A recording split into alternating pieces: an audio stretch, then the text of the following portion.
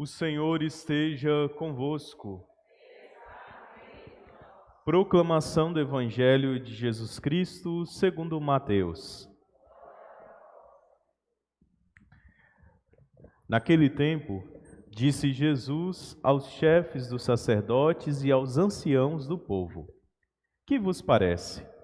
Um homem tinha 2 filhos. Dirigindo-se ao primeiro, ele disse: Filho, vai trabalhar hoje na vinha. O filho respondeu: Não quero. Mas depois mudou de opinião e foi. O pai dirigiu-se ao outro filho e disse a mesma coisa. Este respondeu: Sim, Senhor, eu vou. Mas não foi. Qual dos 2 fez a vontade do pai? Os sumos sacerdotes e os anciãos do povo responderam: O primeiro. Então Jesus lhes disse: Em verdade vos digo que os publicanos e as prostitutas os precedem no reino de Deus. Porque João veio até vós no caminho de justiça, e vós não acreditastes nele. Ao contrário, os publicanos e as prostitutas creram nele. Vós, porém, mesmo vendo isso, não vos arrependestes para crer nele. Palavra da salvação.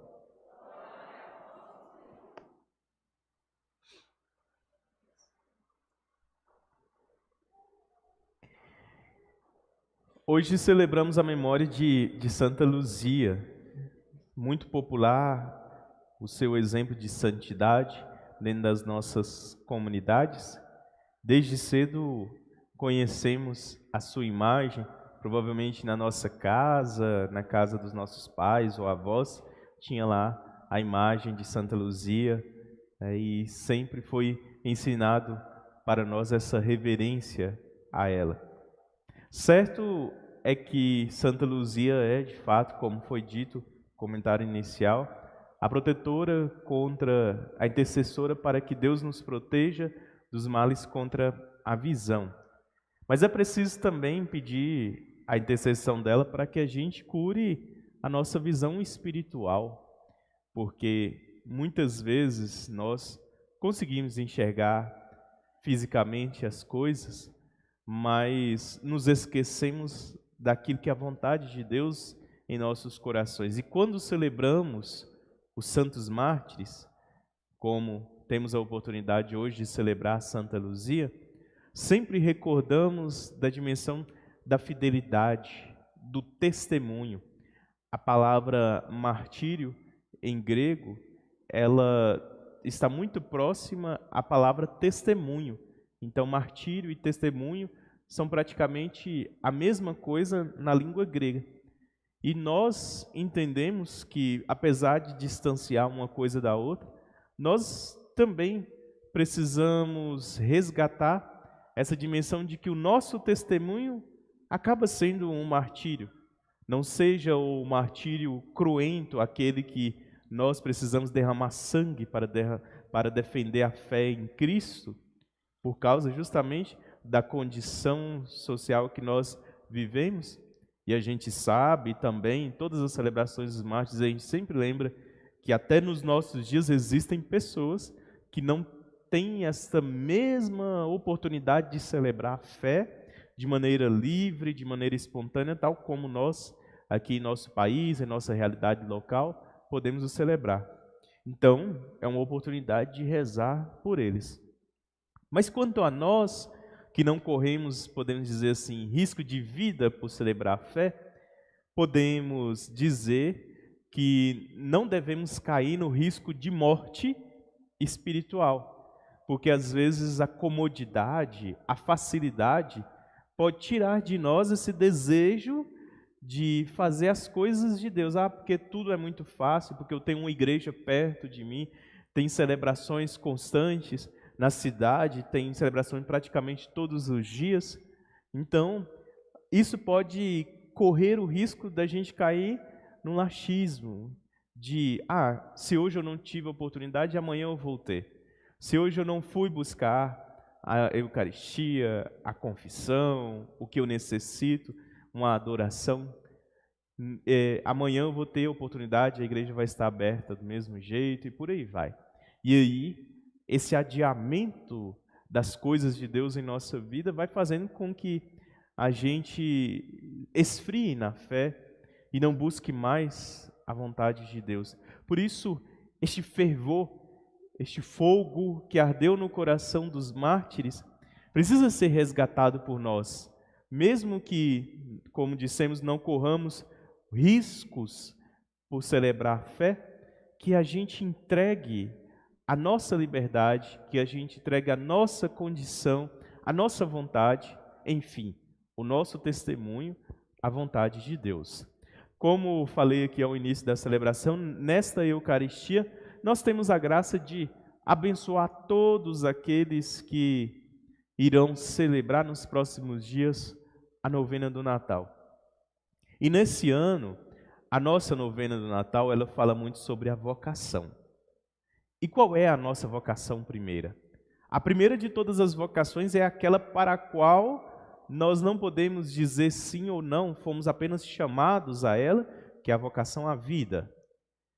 Aí vem então uma segunda vocação que também é universal, a vocação à santidade. E essa vocação à santidade, aí sim, já é uma escolha nossa. Então, iniciarmos este caminho, essa aproximação com o tempo do Natal, como nós falávamos muito no último domingo, a alegria da proximidade do Natal do Senhor, é para também nos recordar como nós temos celebrado esta santidade nas nossas vidas. Quando nós olhamos o exemplo dos santos e santas de Deus, nós nos sentimos talvez afastados deste exemplo. Nós nos sentimos, talvez, indignos de celebrar a fé, porque olhamos para eles e vemos eles totalmente distantes de nós. É justamente porque a gente precisa dessa conversão. A gente precisa aproximar ainda mais deste caminho de Deus de redenção e de vida. E nada mais justo do que, no tempo próximo ao Natal, celebrando a novena em preparação para o Natal, que a gente abençoe os nossos lares com a nossa presença, com a palavra de Deus, com a nossa visita, com a palavra acolhedora, essa palavra de vida e de santidade, essa palavra que não é nossa. É por isso que a gente precisa estar indo ao encontro das pessoas. Alguns durante os últimos dias até nos perguntaram, padre, ou até para as pessoas por aí, não vai ter a novena na igreja? A novena de Natal, ela tem esse sabor muito especial de ser algo celebrado nas famílias, na nossa primeira igreja doméstica. Aqui vai acontecer as celebrações da Eucaristia, como de costume acontecem. Mas é preciso que a novena também leve essa palavra que aqui recebemos, leve essa comunhão que nós aqui celebramos para o coração dos nossos irmãos. Pois foi assim que os santos e santas do Senhor o fizeram. Imaginemos Luzia, guardando para si a sua segurança de vida pessoal, guardando para si os dons que Deus colocou em sua vida, não teríamos tão precioso testemunho dentro da comunidade de fé. E na pessoa de Luzia a gente lembra de todos os outros santos e santas, principalmente os mártires, aqueles que defenderam a fé até o último suspiro de suas vidas, até o último instante, até o último bater dos seus corações, fizeram com que essa vontade de Deus pudesse estar presente em seus corações e em suas vidas. E é esta alegria verdadeira, aquela que nós falávamos no domingo passado, que não é uma alegria apenas nos bens materiais, apenas nos dons que nós possuímos. Diz a tradição que Luzia era uma mulher, uma moça, muito bonita esteticamente, e por causa disso sofreu perseguição, mas mesmo assim, suportando essa perseguição, ela conseguiu entregar a sua vida, a sua virgindade, a sua comunhão à vontade de Deus. E ensina para nós que para seguir o exemplo de Cristo em nossas vidas, nós precisamos talvez ser parecidos como loucos para o mundo, como São Paulo mesmo diz na carta aos Coríntios. Mas essa loucura para o mundo é sabedoria diante de Deus. É a verdadeira sabedoria daqueles que compreenderam a vontade do Senhor. No evangelho que nós acabamos de meditar, que é também uma clara alusão, uma clara conexão ao evangelho tão conhecido por nós do filho pródigo, é como que se o evangelista Mateus, ele contasse a parábola do filho pródigo de uma outra maneira, mas da mesma forma, há os dois filhos, um filho que diz não ao pai e se arrepende, um filho que diz sim ao pai, mas não trata ele como pai. E esse testemunho desses dois filhos representa aquilo que talvez está presente no coração de muitas pessoas nos nossos dias. Nós precisamos fazer pequenas entregas a Deus. Já ouvi e aconselhei muitas pessoas que no dia a dia falam: padre, por vezes não tenho vontade de rezar, não tenho vontade de celebrar, mas mesmo assim eu vou, mesmo assim estou ali. E Deus vai recobrando no meu coração, recobrando na minha vida esse desejo, essa vontade de fazer a graça de Deus acontecer na minha vida. Esse está agindo como o filho mais novo, que talvez por alguma ocasião, alguma situação da vida, encontrou algum desânimo, alguma tristeza, mas não desistiu de estar à presença do Pai. Já encontrei também pessoas que parecem com o filho mais velho, que diz: eu não preciso da fé, eu celebro a minha fé sozinho, eu rezo junto de Deus. Será que reza de fato? Será que está unido às coisas de Deus nessa solidão assim determinada por Ele? Então é aquele que tem boa vontade, mas acaba não fazendo. E a gente sempre expressa que não é apenas de boa vontade que é feito aquele que é discípulo de Jesus. Essa boa vontade que nós temos deve traduzir também em obras, em testemunho. E como fizemos aqui a conexão, esse testemunho nos leva ao martírio. E esse martírio dos nossos dias é o martírio da boa vontade, do sentido mais essencial da nossa existência, daquilo que está presente no nosso coração, que nos motiva a fazer aquilo que é a nossa vontade, nos motiva a fazer o que é a vontade de Deus, nos motiva a superar, talvez, até as nossas próprias dificuldades para ir ao encontro do Senhor.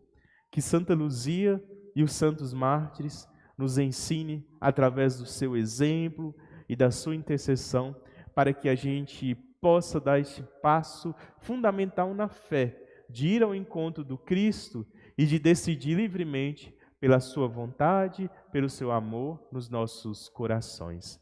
Como repeti aqui alguns dias atrás, na liturgia das virgens e mártires, na liturgia das horas, a antífona, salvo engano, do cântico evangélico, diz justamente isso: eu me decido livremente pelo Cristo e com ardente coração eu quero amá-lo e desejo estar com ele para sempre.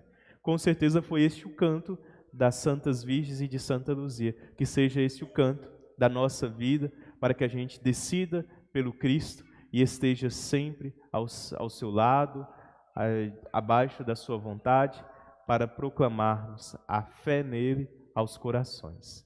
Que todos os santos intercedam por nós, para que sejamos fiéis à vontade do Senhor.